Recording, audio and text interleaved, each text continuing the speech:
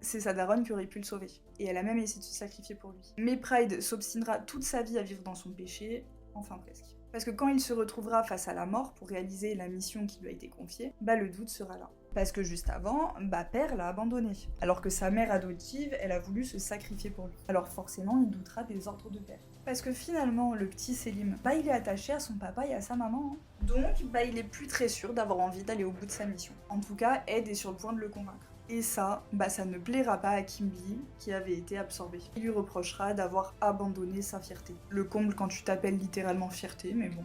Parce que Kimberly, depuis le début, c'est le doublon orgueilleux de Pride, de même que Scar était le doublon colérique de Vrat. Au moment où Kimberly aurait dû le tuer, c'est donc Edward qui le sauvera.